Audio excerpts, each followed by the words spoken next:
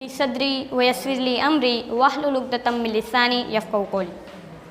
محترم صدر الجلسہ، مہمان خصوصی اور میرے پیارے بھائی اور بہنوں، السلام علیکم ورحمۃ اللہ وبرکاتہ۔ آج مجھے جس موضوع پر بات کرنے کا موقع مل رہا ہے وہ بہت ہی اہم اور قیمتی موضوع ہے۔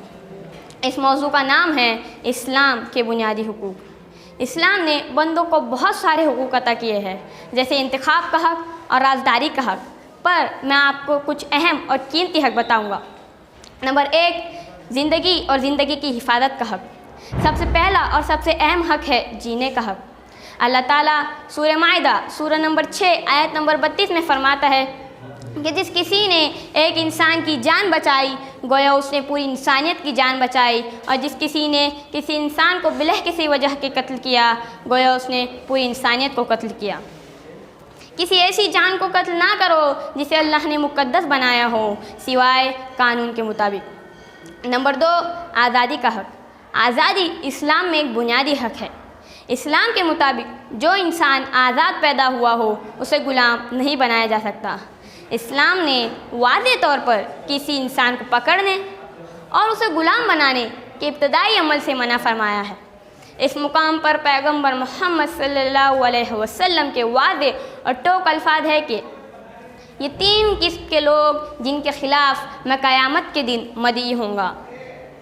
نمبر 1، جو آزاد کو غلام بناتا ہے، اسے غلامی میں بیچتا ہے اور اس کی رقم کو کھاتا ہے۔ نمبر 3، مساوات کا حق۔ اسلام رنگ، نسل اور قومیت کی کسی بھی امتیاز کے بغیر بندوں کے درمیان متعلق مساوات کو تسلیم نہیں کرتا، بلکہ اسے ایک اہم اور اہم اصل قرار دیتا ہے، اور فرماتا ہے اور ہم نے تمہیں ایک مرد اور عورت کے جوڑے سے پیدا کیا اور تم سب ایک دوسرے کے بھائی ہو، اور ہم نے تمہیں قوموں اور قبیلوں میں اس لیے رکھا تاکہ تم ایک دوسرے کو پہچان پاؤ۔ نمبر 4، انصاف کا حق۔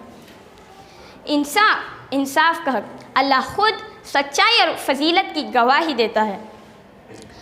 اللہ خود سچائی اور فضیلت کی گواہی دیتا ہے اور کہتا ہے کہ مسلمانوں کو صرف عام انسانوں کے ساتھ ہی نہیں بلکہ دشمنوں کے ساتھ بھی ہونا چاہیے۔ دوسرے لفظوں میں جو اسلام اپنی انصاف کی دعوت اپنے پیروکاروں کو دیتا ہے وہ صرف وہاں کے شہریوں، قبیلوں اور پوری امت مسلمہ کے لیے ہی محدود نہیں، بلکہ اس کا مطلب ہے کہ تمام انسانوں کے لیے ہے۔ ان کا کردار اور عادت ایسی ہونی چاہیے کہ ہر انسان کے ساتھ ہر جگہ حسن سلوک ہو۔ نمبر 5، اظہار رائے کی آزادی کا حق۔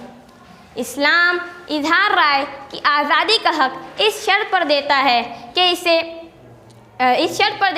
اسے نیکی اور سچائی کی تبلیغ کے لیے استعمال کیا جائے، نہ کہ برائی اور فتنہ پھیلانے کے لیے۔ یہ اسلامی آزادی رائے کا تصور مغربی آزادی رائے کے تصور سے بہت ہی زیادہ برتر ہے۔ آخر میں دعا کروں گا کہ تمام انسانوں کو اسلام کے بنیادی حقوق کو پہچاننے اور اس پر عمل کرنے کی توفیق عطا فرمائے۔ آمین۔ جزاک اللہ۔